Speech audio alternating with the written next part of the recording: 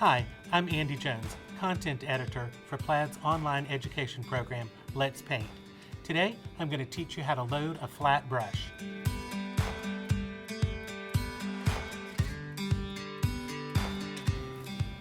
When painting in acrylics, loading your brush is incredibly important. It's more important to get your brush loaded properly before you move to your surface to paint. So I'm going to show you a technique called side loading. I'm going to start with a brush that's damp.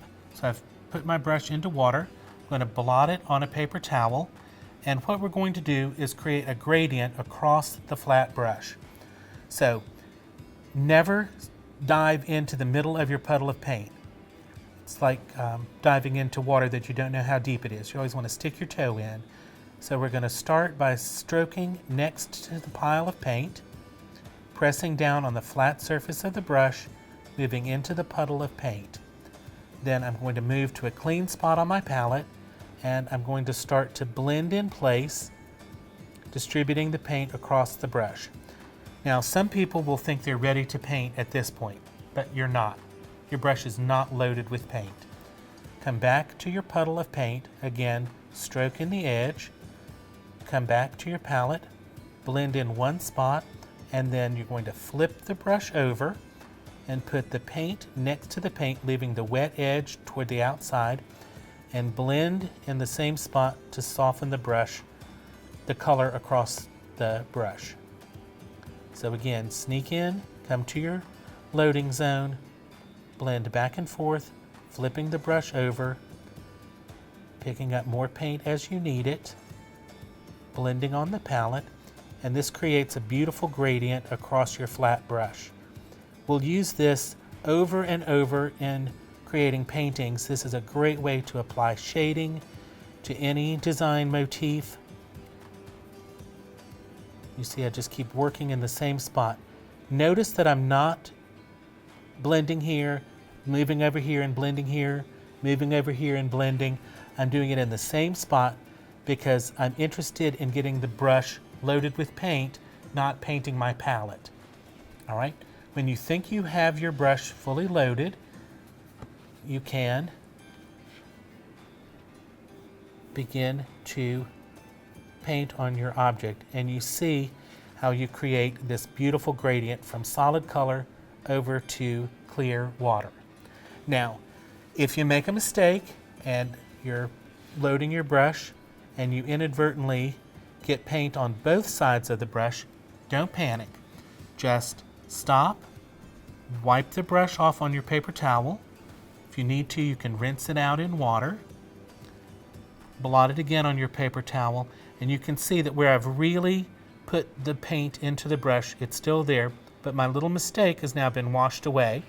So I can come back to my puddle of paint, stroke into the edge, come onto my palette, in a clean loading zone because that's messed up now. But again, loading in one spot on the palette, blending and softening the color together.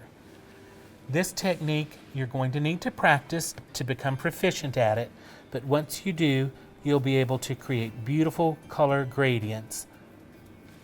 It just makes it much easier to give the effect of color that you've blended because you've spent all the time loading it in your brush properly. I'm going to show you one more technique that's similar to side loading, but this time we're going to put two colors on our brush. So I'm going to continue on using the same flat brush. I've loaded it with my red color, blending it on the palette on one side, making sure the brush is full of paint, and now I'm going to put white on the other side of the brush. You have to pay attention to what you're doing, so constantly watch what's happening on your palette. I'm stroking into the white paint just like I did the red. I'm going to come to this same loading zone, and I'm going to blend to soften the colors where they meet in the center of the brush. So again, flipping the brush from side to side creates the gradation of color. I need to pick up more white, and I just keep stroking into the pile of paint and then come to my loading zone and blend it into the bristles. flipping it over to make sure that it's completely blended through the brush. It takes more than just a quick stroke through the paint to get your brush fully loaded. Take the time to do the work on the palette, and then your paintings will be much, much easier for you. You'll need to practice this over and over and over. Use contrasting colors, and you'll see that we've developed this nice pink in the middle of our paintbrush.